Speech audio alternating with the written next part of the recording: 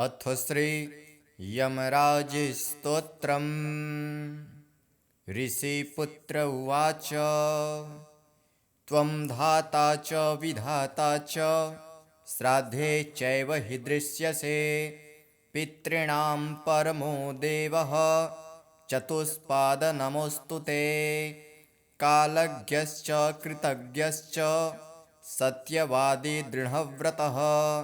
प्रेतनाथ महाभाग धर्मराज नमोऽस्तु ते।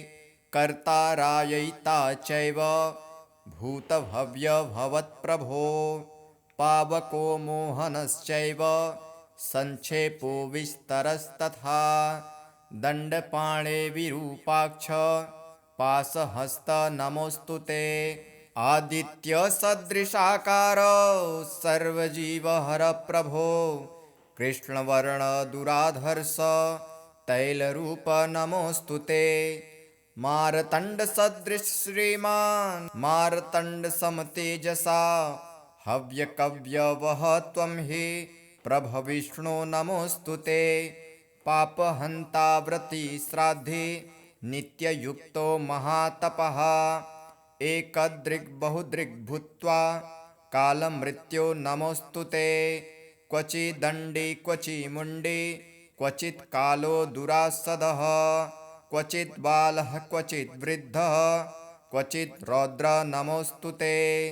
त्वया विराजितो लोकः शासता धर्महेतनु। प्रत्यक्षं दृश्यते देव त्वदीना न च सिध्यते। देवानां परमं दैव तपसां परमं तपः। जपानां परमं जप्यं त्वक्तः चान्यो न दृश्यते। ऋषयो वा ततः क्रुद्ध्वा हतबन्धुसुहृज्जनः। पतिव्रतास्तु या नार्यो दुःखिता तपसि स्थिता। नक्त्वा सक्ता इह स्थानात् पातनाय कदाचन। तस्मात्त्वं सर्वदेवेषु एको धर्मभूताम्बरः। कृतज्ञः सत्यवादी च सर्वभूतहिते रतः। इति यमस्तोत्रम्। अथ श्री यमाष्टकम्। सावित्री उवाच। तपसा धर्ममाराध्य पुष्करे भास्करः पुरा। धर्मं सूर्यसुतं प्राप धर्मराजं नमाम्यहम्। समता सर्वभूतेषु यस्य सर्वस्य साक्षिणः। अतो यन्नाम समनम् इतिं तं प्रणमाम्यहम्। येतान्तश्च कृतो विश्वे सर्वेषां जीविनां परं। कामानुरूपं कालेनं तं कृतान्तं नमाम्यहम्। बिभर्ति दण्डदण्डाय पापिनां शुद्धिहेतवे। नमामि तं दण्डधरं यः शास्ता सर्वजीविनां। विश्वं च कलयत्वेव यः सर्वेषु च सन्ततम्। अतीव दुर्निवार्यं च तं कालं प्रणमाम्यहम्। तपस्वी ब्रह्मनिष्ठो यः संयमी संजितेन्द्रियः। जीवानां कर्मफलदं तं यमं प्रणमाम्यहम्। स्वात्मा रामश्च सर्वज्ञो मित्रं पुण्यकृतां भवेत्। पापिनां क्लेशदो यस्तं पुण्यमित्रं नमाम्यहम्। यज्जन्म ब्रह्मणोऽर्षेण ज्वलन्तं ब्रह्म तेजसा। यो ध्यायति परं ब्रह्म तमीशं प्रणमाम्यहम्। इत्युक्ता सा च सावित्री प्रणनाम यमं मुने। यमस्तां शक्तिभजनं कर्मपाकमुवाचः। इदं यमष्टकं नित्यं प्रातरुत्थाय यः पठेत्। यमातस्य भयं नास्ति सर्वपापात् प्रमुच्यते। महापापी यदि पठेत् नित्यं भक्तिसमन्वितः। यमः करोति संशुद्धं कायव्यूहेन निश्चितम्। अथ श्री नरकोत्तारणस्तोत्रम्। ॐ नारायणं नमस्कृत्य नरं चैव नरोत्तमं देवीं सरस्वतीं व्यासं ततो जयमुदीरयेत्। नारायणं जगद्बीजं पुराणं पुरुषोत्तमं परिपृच्छते धर्मात्मा पाण्डुपुत्रो युधिष्ठिरः। श्रीयुधिष्ठिर उवाच किं जपन् पुरुषो मुञ्चे यं लोकैकशासनात् तन्मे कथय तत्त्वेन भक्तस्य तव केशव। श्रीभगवानुवाच शृणुराजन्महाबाहो धर्मात्मन् पाण्डुनन्दन अहं ते कथयिष्यामि नरकोत्तारणं महत्। ओंकारात्मन्नमस्तेस्तु ऋग्यजुःसामरूपिणे यज्ञात्मने नमस्तेस्तु सर्वशास्त्रात्मने नमः। भूतभव्यजगन्नाथ सर्वभूतजगत्पते नमस्ते सर्वलोकेश महापुरुषपूर्वज। नमो मत्स्याय कूर्माय मूलप्रकृतये नमः। नमो यज्ञवराहाय नरसिंहाय वै नमः। त्रिविक्रमाय रामाय वैकुण्ठाय नराय च नमस्ते स्वमुखायापि कूटस्थायाक्षराय च अनन्तायाच्युतायापि जामदग्न्याय वै नमः। मधुकैटभनाशाय शङ्कराय नमो नमः। रामाय विश्वरूपाय वासुदेवाय वै नमः।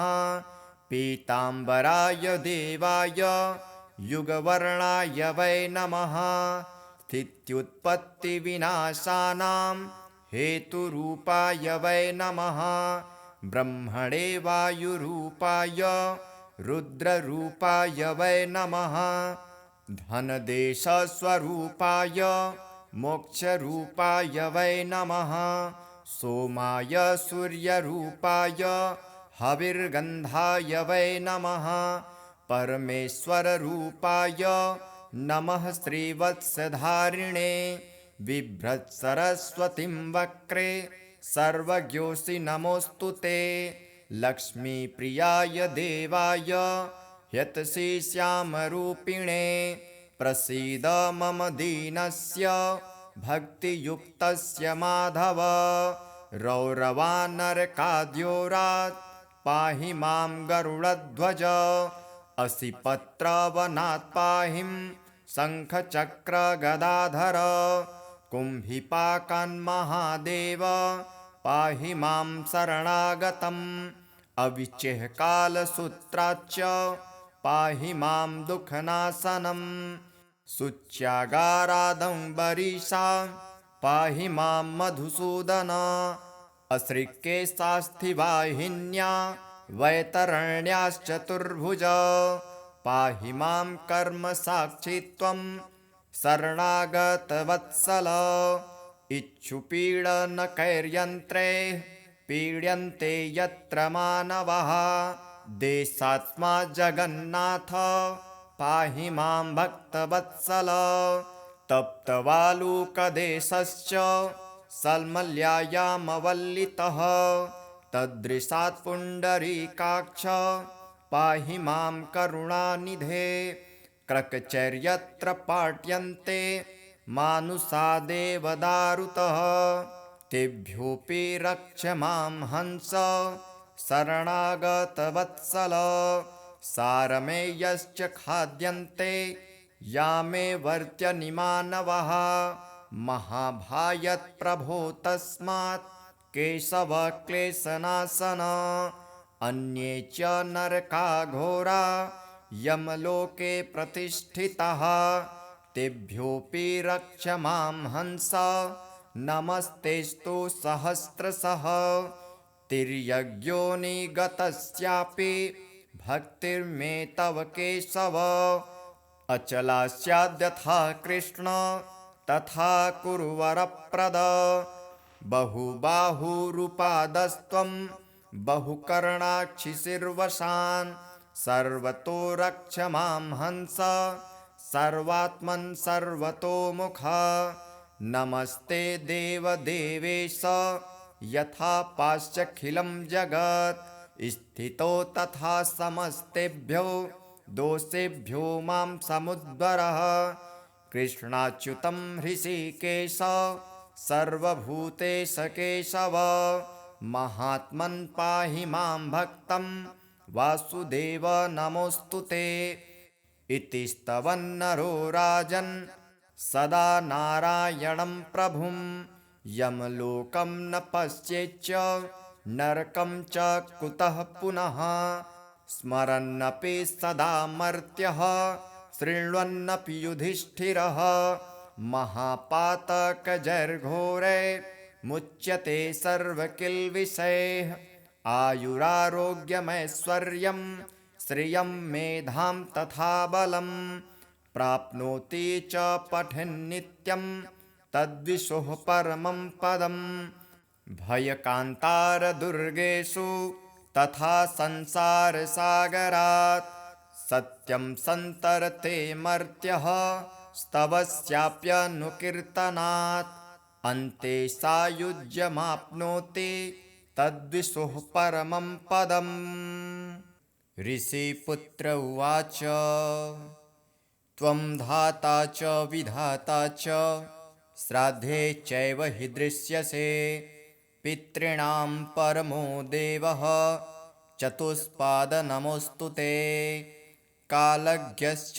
कृतज्ञश्च सत्यवादी दृढव्रतः प्रेतनाथ महाभाग धर्मराज नमोऽस्तु ते कर्तारायिता चैव भूतभव्य भवत्प्रभो पावको मोहनश्चैव संक्षेपो विस्तरस्तथा दण्डपाणे विरूपाक्ष पाशहस्त नमोऽस्तु ते आदित्यसदृशाकार सर्वजीवहर प्रभो कृष्णवर्णदुराधर्ष तैलरूप नमोऽस्तु ते मार्तण्डसदृश श्रीमान् मार्तण्डसमतेजसा हव्यकव्यवः त्वं हि प्रभविष्णो नमोऽस्तु ते पापहन्ता व्रती श्राद्धे नित्ययुक्तो महातपः एकदृग्बहुदृग् भूत्वा कालमृत्यो नमोऽस्तु ते क्वचिदण्डे क्वचिमुण्डे क्वचित् कालो दुरासदः क्वचित् बालः क्वचित् वृद्धः क्वचित् रौद्र नमोऽस्तु ते त्वया विराजितो लोकः शासता धर्महेतनु प्रत्यक्षं दृश्यते देव त्वदीना न च सिद्ध्यते देवानां परमं दैव तपसां परमं तपः जपानां परमं जप्यं त्वक्तः चान्यो न दृश्यते ऋषयो वा ततः क्रुद्ध्वा हतबन्धुसुहृज्जनः पतिव्रतास्तु या नार्यो दुःखिता तपसि स्थिता नक्त्वा सक्ता इह स्थानात् पातनाय कदाचन तस्मान् त्वं सर्वदेवेषु एको धर्मभूताम्बरः कृतज्ञः सत्यवादी च सर्वभूतहिते रतः इति यमस्तोत्रम् अथ श्री यमाष्टकम् सावित्री उवाच तपसा धर्ममाराध्य पुष्करे भास्करः पुरा धर्मं सूर्यसुतं प्राप धर्मराजं नमाम्यहं समता सर्वभूतेषु यस्य सर्वस्य साक्षिणः अतो यन्नाम समनम् इतिं तं प्रणमाम्यहं येतान्तश्च कृतो विश्वे सर्वेषां जीविनां परं कामानुरूपं कालेनं तं कृतान्तं नमाम्यहं बिभर्ति दण्डदण्डाय पापिनां शुद्धिहेतवे नमामि तं दण्डधरं यः शास्ता सर्वजीविनां विश्वं च कलयत्वेव यः सर्वेषु च सन्ततम् अतीव दुर्निवार्यं च तं कालं प्रणमाम्यहम् तपस्वी ब्रह्मनिष्ठो यः संयमी संजितेन्द्रियः जीवानां कर्मफलदं तं यमं प्रणमाम्यहम् स्वात्मा रामश्च सर्वज्ञो मित्रं पुण्यकृतां भवेत् पापिनां क्लेशदो यस्तं पुण्यमित्रं नमाम्यहम् यज्जन्म ब्रह्मणोऽर्षेण ज्वलन्तं ब्रह्म तेजसा यो ध्यायति परं ब्रह्म तमीशं प्रणमाम्यहम् इत्युक्ता सा च सावित्री प्रणनाम यमं मुने यमस्तां शक्तिभजनं कर्मपाकमुवाचः इदं यमष्टकं नित्यं प्रातरुत्थाय यः पठेत् यमातस्य भयं नास्ति सर्वपापात् प्रमुच्यते महापापी यदि पठेत् नित्यं भक्तिसमन्वितः यमः करोति संशुद्धं कायव्यूहेन निश्चितम्। अथ श्री नरकोत्तारणस्तोत्रम्। ॐ नारायणं नमस्कृत्य नरं चैव नरोत्तमं देवीं सरस्वतीं व्यासं ततो जयमुदीरयेत्। नारायणं जगद्बीजं पुराणं पुरुषोत्तमं परिपृच्छति धर्मात्मा पाण्डुपुत्रो युधिष्ठिरः। श्रीयुधिष्ठिर उवाच किं जपन् पुरुषो मुञ्चे यं लोकैकशासनात् तन्मे कथय तत्त्वेन भक्तस्य तव केशव। श्रीभगवानुवाच शृणुराजन् महाबाहो धर्मात्मन् पाण्डुनन्दन अहं ते कथयिष्यामि नरकोत्तारणं महत्। ओंकारात्मन्नमस्तेस्तु ऋग्यजुःसामरूपिणे यज्ञात्मने नमस्तेस्तु सर्वशास्त्रात्मने नमः।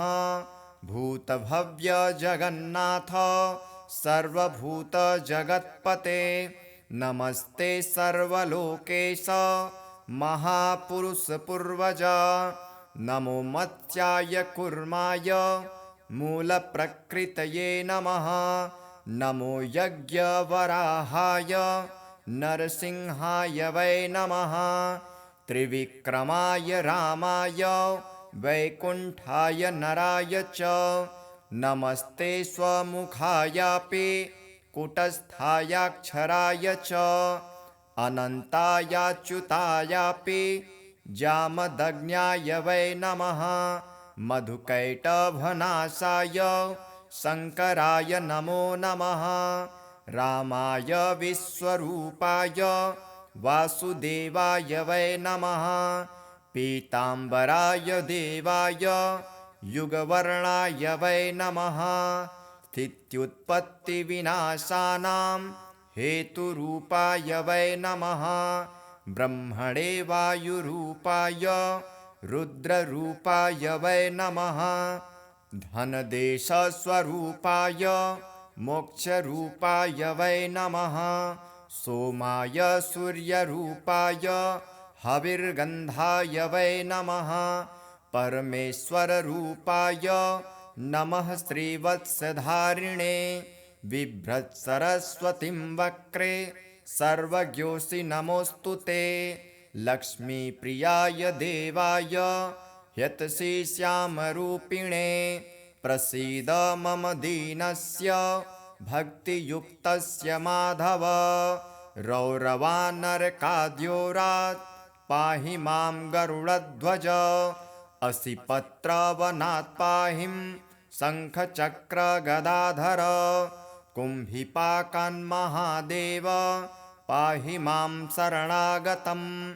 अविचेः कालसूत्राच्च पाहि मां दुःखनाशनम् शुच्यागारादम्बरीषा पाहि मां मधुसूदन अश्रिकेशास्थिवाहिन्या वैतरण्याश्चतुर्भुज पाहि मां कर्मसाक्षी त्वं शरणागतवत्सल इच्छुपीडनकैर्यन्त्रे पीड्यन्ते यत्र मानवाः देशात्मा जगन्नाथ पाहि मां भक्तवत्सल तप्तवालुकदेशश्च सल्मल्यायामवल्लितः तदृशात् पुण्डरीकाक्ष पाहि मां करुणानिधे क्रकचर्यत्र पाट्यन्ते मानुषा देवदारुतः तेभ्योऽपि रक्ष मां हंस शरणागतवत्सल सारमेयश्च खाद्यन्ते यामे वर्त्यनिमानवः महाभायत्प्रभो तस्मात् केशव क्लेशनाशन अन्ये च नरकाघोरा यमलोके प्रतिष्ठिताः तेभ्योऽपि रक्ष मां हंस नमस्तेस्तु सहस्रशः तिर्यग्योनिगतस्यापि भक्तिर्मे तव केशव अचला स्याद्यथा कृष्ण तथा कुरु वरप्रद बहुबाहुरुपादस्त्वं बहुकर्णाक्षिशिर्वशान् सर्वतो रक्ष मां हंस सर्वात्मन् सर्वतोमुख नमस्ते देवदेवेश यथा पाश्चखिलं जगत्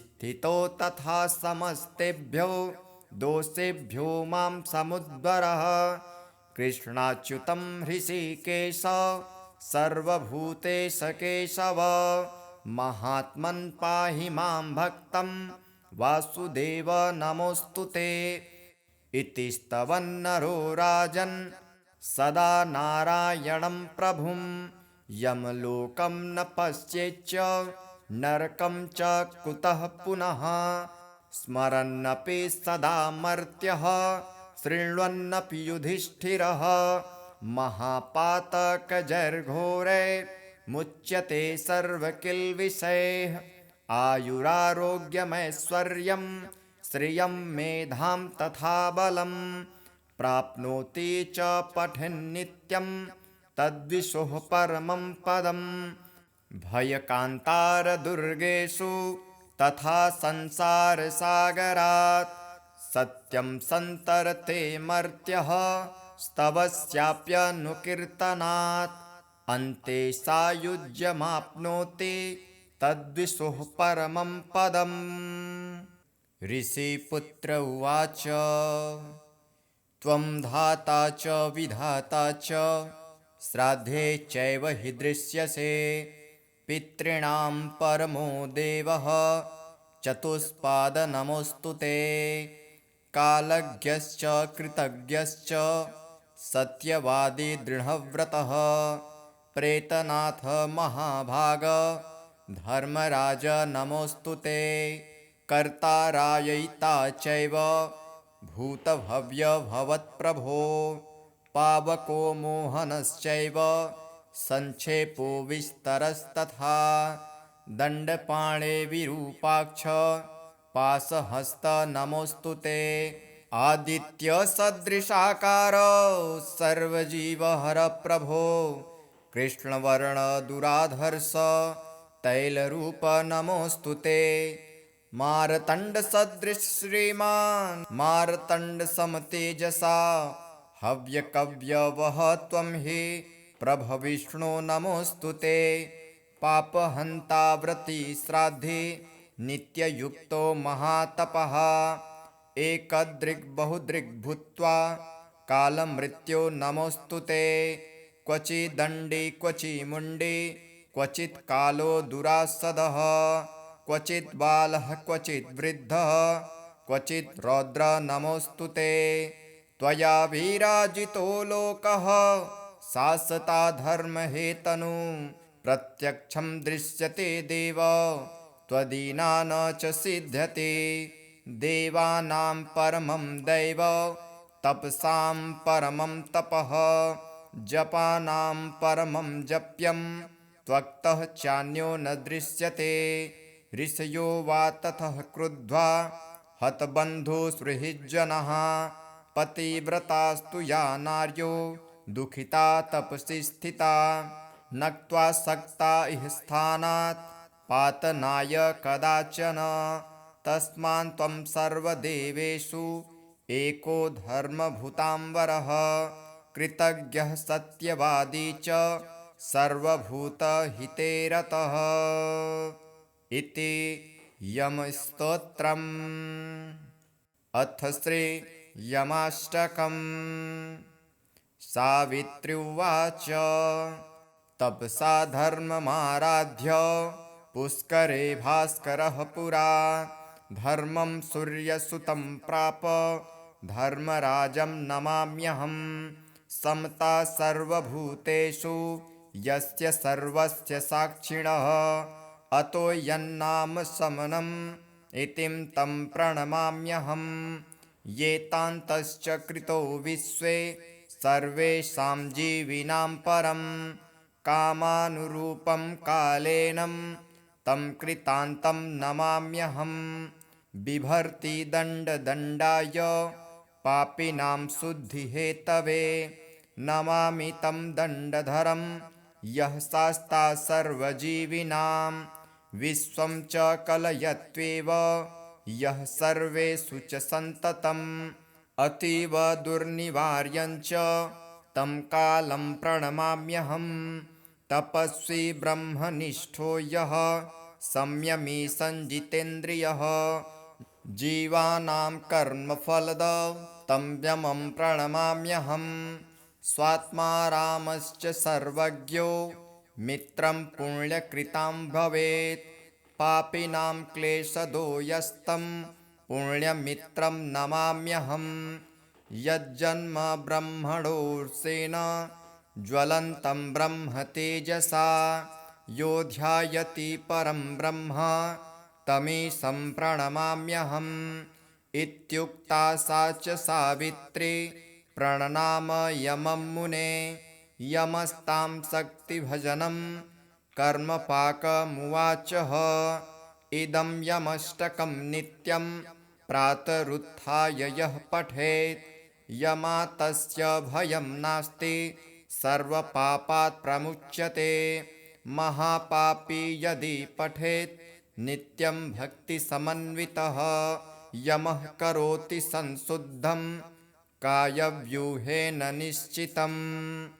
अथ श्री नरकोत्तारणस्तोत्रम्। ॐ नारायणं नमस्कृत्य नरं चैव नरोत्तमं देवीं सरस्वतीं व्यासं ततो जयमुदीरयेत्। नारायणं जगद्बीजं पुराणं पुरुषोत्तमं परिपृच्छति धर्मात्मा पाण्डुपुत्रो युधिष्ठिरः। श्रीयुधिष्ठिर उवाच किं जपन् पुरुषो मुञ्चे यं लोकैकशासनात् तन्मे कथय तत्त्वेन भक्तस्य तव केशव। श्रीभगवानुवाच शृणुराजन्महाबाहो धर्मात्मन् पाण्डुनन्दन अहं ते कथयिष्यामि नरकोत्तारणं महत्। ओंकारात्मन्नमस्तेस्तु ऋग्यजुःसामरूपिणे यज्ञात्मने नमस्तेस्तु सर्वशास्त्रात्मने नमः। भूतभव्यजगन्नाथ सर्वभूतजगत्पते नमस्ते सर्वलोकेश महापुरुषपूर्वज। नमो मत्स्याय कूर्माय मूलप्रकृतये नमः। नमो यज्ञवराहाय नरसिंहाय वै नमः। त्रिविक्रमाय रामाय वैकुण्ठाय नराय च नमस्ते स्वमुखायापि कूटस्थायाक्षराय च अनन्तायाच्युतायापि जामदग्न्याय वै नमः मधुकैटभनाशाय शङ्कराय नमो नमः रामाय विश्वरूपाय वासुदेवाय वै नमः पीताम्बराय देवाय युगवर्णाय वै नमः स्थित्युत्पत्तिविनाशानां हेतुरूपाय वै नमः ब्रह्मणे वायुरूपाय रुद्ररूपाय वै नमः धनदेशस्वरूपाय मोक्षरूपाय वै नमः सोमाय सूर्यरूपाय हविर्गन्धाय वै नमः परमेश्वररूपाय नमः श्रीवत्सधारिणे बिभ्रत्सरस्वतीं वक्रे सर्वज्ञोऽसि नमोऽस्तु ते लक्ष्मीप्रियाय देवाय ह्यतसि श्यामरूपिणे प्रसीद मम दीनस्य भक्तियुक्तस्य माधव रौरवानरकाद्योरात् पाहि मां गरुडध्वज असिपत्रवनात् पाहिं शङ्खचक्रगदाधर कुम्भिपाकान्महादेव पाहि मां शरणागतम् अविचेहकालसूत्राच्च पाहि मां दुःखनाशनम् शुच्यागारादम्बरीषा पाहि मां मधुसूदन अश्रिकेशास्थिवाहिन्या वैतरण्याश्चतुर्भुज पाहि मां कर्मसाक्षि त्वं शरणागतवत्सल इच्छुपीडनकैर्यन्त्रे पीड्यन्ते यत्र मानवाः देशात्मा जगन्नाथ पाहि मां भक्तवत्सल तप्तवालुकदेशश्च सल्मल्यायामवल्लितः तदृशात् पुण्डरीकाक्ष पाहि मां करुणानिधे क्रकचर्यत्र पाट्यन्ते मानुषा देवदारुतः तेभ्योऽपि रक्ष मां हंस शरणागतवत्सल सारमेयश्च खाद्यन्ते यामे वर्त्यनिमानवः महाभायत्प्रभो तस्मात् केशव क्लेशनाशन अन्ये च नरकाघोरा यमलोके प्रतिष्ठिताः तेभ्योऽपि रक्ष मां हंस नमस्तेस्तु सहस्रशः तिर्यग्योनिगतस्यापि भक्तिर्मे तव केशव अचला स्याद्यथा कृष्ण तथा कुरु वरप्रद बहुबाहुरुपादस्त्वं बहुकर्णाक्षिशिर्वशान् सर्वतो रक्ष मां हंस सर्वात्मन् सर्वतोमुख नमस्ते देवदेवेश यथा पाश्चखिलं जगत् स्थितो तथा समस्तेभ्यो दोषेभ्यो मां समुद्भरः कृष्णाच्युतं हृषीकेश सर्वभूतेश केशव महात्मन् पाहि मां भक्तं वासुदेव नमोऽस्तु ते इति स्तवन्नरो राजन् सदा नारायणं प्रभुं यमलोकं न पश्येच्च नरकं च कुतः पुनः स्मरन्नपि सदा मर्त्यः शृण्वन्नपि युधिष्ठिरः महापातकजैर्घोरे मुच्यते सर्वकिल्बिषैः आयुरारोग्यमैश्वर्यं श्रियं मेधां तथा बलं प्राप्नोति च पठन्नित्यं तद्विशोः परमं पदम् भयकान्तारदुर्गेषु तथा संसारसागरात् सत्यं सन्तरते मर्त्यः स्तवस्याप्यनुकीर्तनात् अन्ते सायुज्यमाप्नोति तद्विशोः परमं पदम् ऋषिपुत्र उवाच त्वं धाता च विधाता च श्राद्धे चैव हि दृश्यसे। पितॄणां परमो देवः चतुष्पाद नमोऽस्तु ते। कालज्ञश्च कृतज्ञश्च सत्यवादी दृढव्रतः। प्रेतनाथ महाभाग धर्मराज नमोऽस्तु ते। कर्तारायिता चैव भूतभव्यभवत्प्रभो। पावको मोहनश्चैव संक्षेपो विस्तरस्तथा। दण्डपाणे विरूपाक्ष पाशहस्त नमोऽस्तु ते। आदित्यसदृशाकार सर्वजीवहर प्रभो। कृष्णवर्णदुराधर्ष तैलरूप नमोऽस्तु ते। मार्तण्डसदृश श्रीमान् मार्तण्डसमतेजसा। हव्यकव्यवः त्वं हि प्रभविष्णो नमोऽस्तु ते। पापहन्ता व्रती श्राद्धे नित्ययुक्तो महातपः। एकदृग्बहुदृग् भूत्वा कालमृत्यो नमोऽस्तु ते। क्वचिदण्डे क्वचिमुण्डे क्वचित् कालो दुरासदः। क्वचित् बालः क्वचित् वृद्धः क्वचित् रौद्र नमोऽस्तु ते। त्वया विराजितो लोकः शासता धर्महेतनु। प्रत्यक्षं दृश्यते देव त्वदीना न च सिध्यते। देवानां परमं दैव तपसां परमं तपः। जपानां परमं जप्यं त्वक्तः चान्यो न दृश्यते। ऋषयो वा ततः क्रुद्ध्वा हतबन्धुसुहृज्जनः। पतिव्रतास्तु या नार्यो दुःखिता तपसि स्थिता। नक्त्वा सक्ता इह स्थानात् पातनाय कदाचन। तस्मान्त्वं सर्वदेवेषु एको धर्मभूताम्बरः। कृतज्ञः सत्यवादी च सर्वभूतहिते रतः। इति यमस्तोत्रम्। अथ श्री यमाष्टकम्। सावित्री उवाच तपसा धर्ममाराध्य पुष्करे भास्करः पुरा। धर्मं सूर्यसुतं प्राप धर्मराजं नमाम्यहम्। समता सर्वभूतेषु यस्य सर्वस्य साक्षिणः। अतो यन्नाम समनम् इतिं तं प्रणमाम्यहम्। येतान्तश्च कृतो विश्वे सर्वेषां जीविनां परं।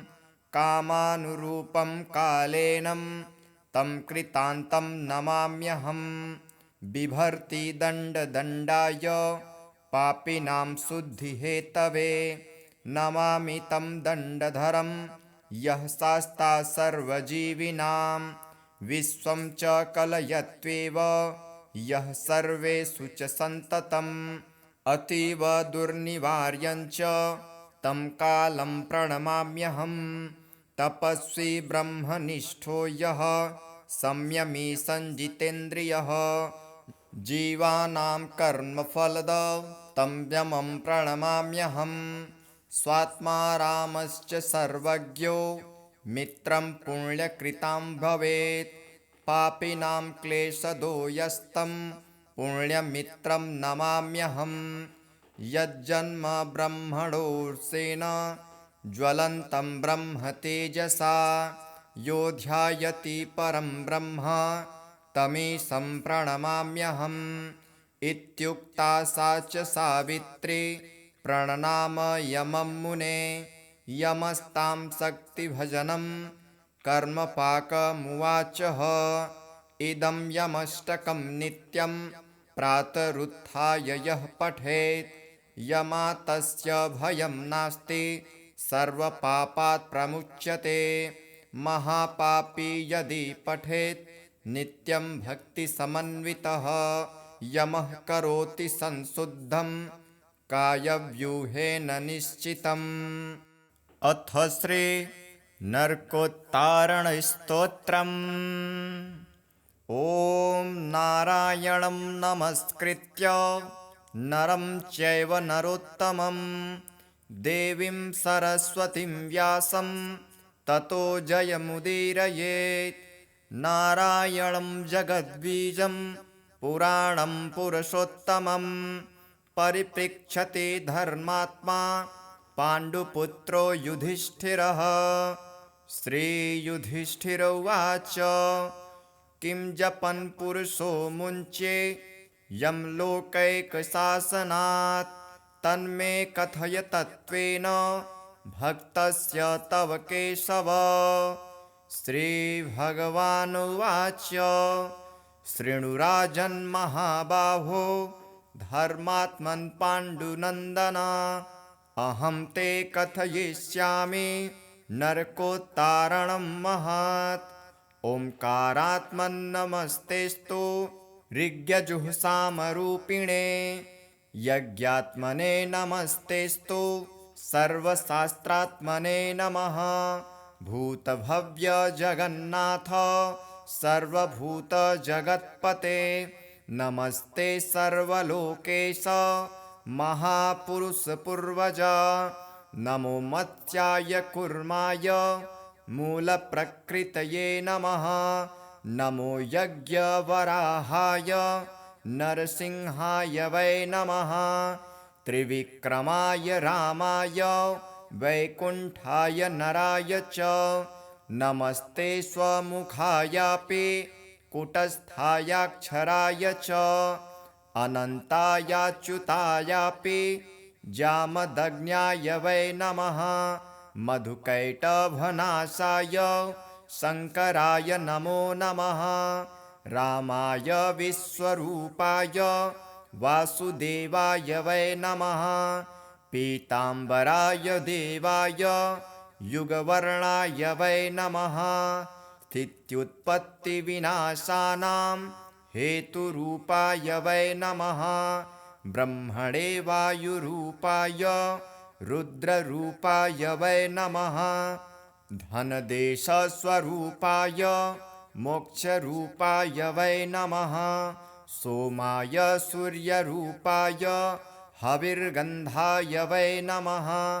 परमेश्वररूपाय नमः। श्रीवत्सधारिणे बिभ्रत्सरस्वतीं वक्रे सर्वज्ञोऽसि नमोऽस्तु ते। लक्ष्मीप्रियाय देवाय यतसि श्यामरूपिणे प्रसीद मम दीनस्य भक्तियुक्तस्य माधव। रौरवानरकाद्योरात् पाहि मां गरुडध्वज। असिपत्रवनात् पाहि शङ्खचक्रगदाधर। कुम्भिपाकान्महादेव पाहि मां शरणागतम्। अविचेहकालसूत्राच्च पाहि मां दुःखनाशनम्। शुच्यागारादम्बरीशा पाहि मां मधुसूदन। अश्रिकेशास्थिवाहिन्या वैतरण्याश्चतुर्भुज पाहि मां कर्मसाक्षि त्वं शरणागतवत्सल। इच्छुपीडनकैर्यन्त्रे पीड्यन्ते यत्र मानवाः। देशात्मा जगन्नाथ पाहि मां भक्तवत्सल। तप्तवालुकदेशश्च सल्मल्यायामवल्लितः तदृशात् पुण्डरीकाक्ष पाहि मां करुणानिधे। क्रकचर्यत्र पाट्यन्ते मानुषा देवदारुतः तेभ्योऽपि रक्ष मां हंस शरणागतवत्सल। सारमेयश्च खाद्यन्ते यामे वर्त्यनिमानवः। महाभायत्प्रभो तस्मात् केशव क्लेशनाशन। अन्ये च नरकाघोरा यमलोके प्रतिष्ठिताः तेभ्योऽपि रक्ष मां हंस नमस्तेस्तु सहस्रशः। तिर्यग्योनिगतस्यापि भक्तिर्मे तव केशव। अचला स्याद्यथा कृष्ण तथा कुरु वरप्रद।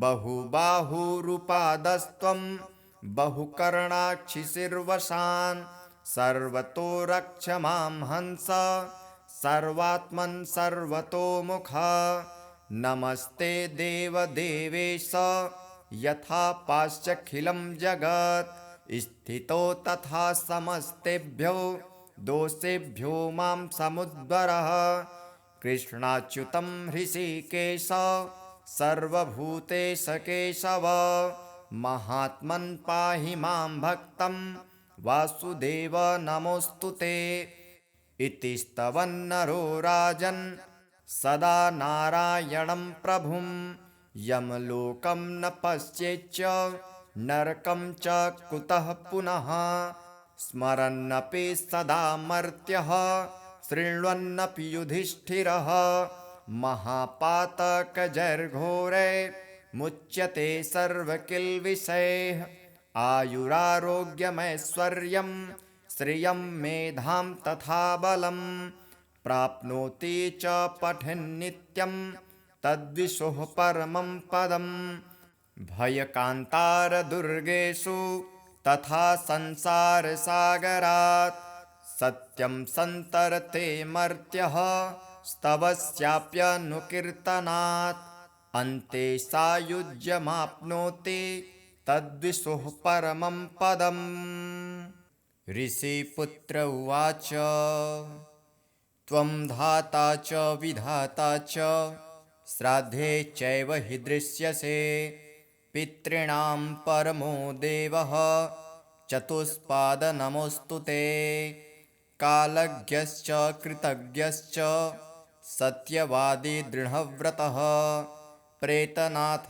महाभाग धर्मराज नमोऽस्तु ते कर्तारायिता चैव भूतभव्यभवत्प्रभो पावको मोहनश्चैव संक्षेपो विस्तरस्तथा दण्डपाणे विरूपाक्ष पाशहस्त नमोऽस्तु ते आदित्यसदृशाकार सर्वजीवहर प्रभो कृष्णवर्णदुराधर्ष तैलरूप नमोऽस्तु ते मार्तण्डसदृश श्रीमान् मार्तण्डसमतेजसा हव्यकव्यवः त्वं हि प्रभविष्णो नमोऽस्तु ते पापहन्ता व्रती श्राद्धे नित्ययुक्तो महातपः एकदृग्बहुदृग् भूत्वा कालमृत्यो नमोऽस्तु ते क्वचिदण्डे क्वचिमुण्डे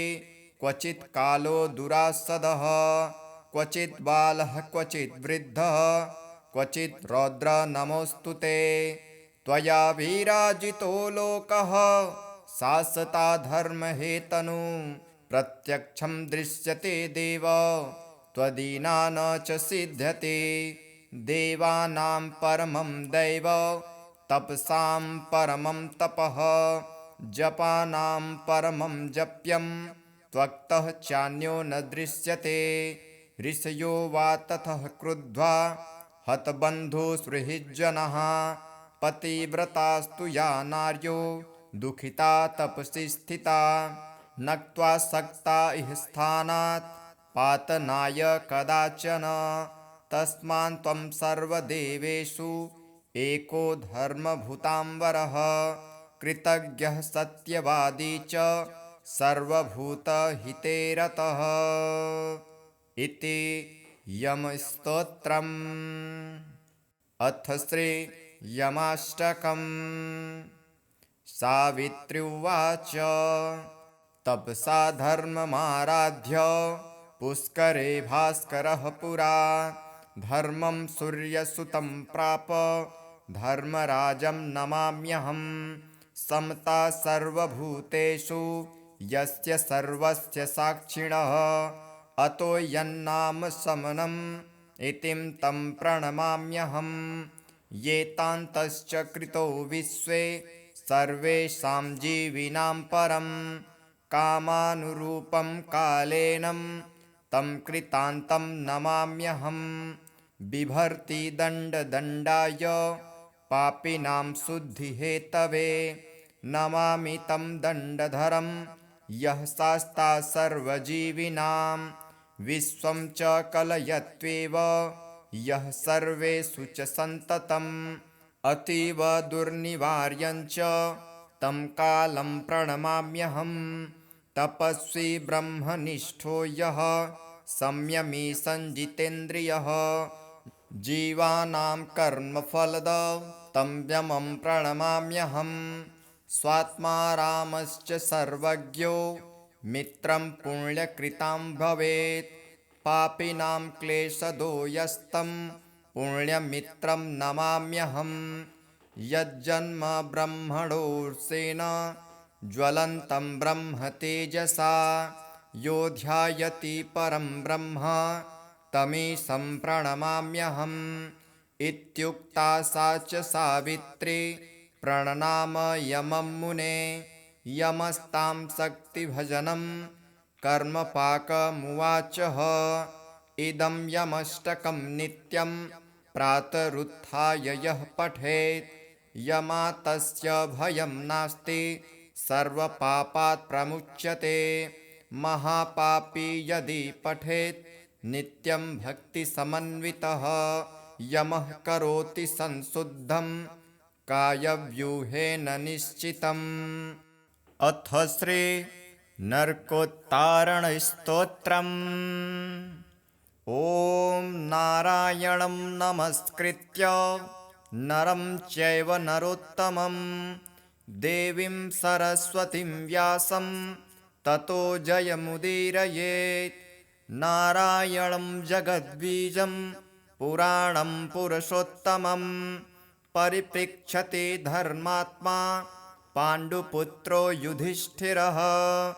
श्रीयुधिष्ठिर उवाच किं जपन् पुरुषो मुञ्चे यं लोकैकशासनात् तन्मे कथय तत्त्वेन भक्तस्य तव केशव। श्रीभगवानुवाच शृणुराजन् महाबाहो धर्मात्मन् पाण्डुनन्दन अहं ते कथयिष्यामि नरकोत्तारणं महत्। ओंकारात्मन्नमस्तेस्तु ऋग्यजुःसामरूपिणे यज्ञात्मने नमस्तेस्तु सर्वशास्त्रात्मने नमः। भूतभव्यजगन्नाथ सर्वभूतजगत्पते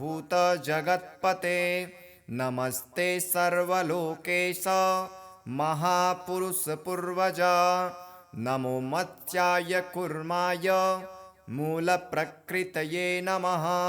नमो यज्ञवराहाय नरसिंहाय वै नमः। त्रिविक्रमाय रामाय वैकुण्ठाय नराय च नमस्ते स्वमुखायापि कूटस्थायाक्षराय च अनन्तायाच्युतायापि जामदग्न्याय वै नमः। मधुकैटभनाशाय शङ्कराय नमो नमः। रामाय विश्वरूपाय वासुदेवाय वै नमः। पीताम्बराय देवाय युगवर्णाय वै नमः। स्थित्युत्पत्तिविनाशानां हेतुरूपाय वै नमः। ब्रह्मणे वायुरूपाय रुद्ररूपाय वै नमः। धनदेशस्वरूपाय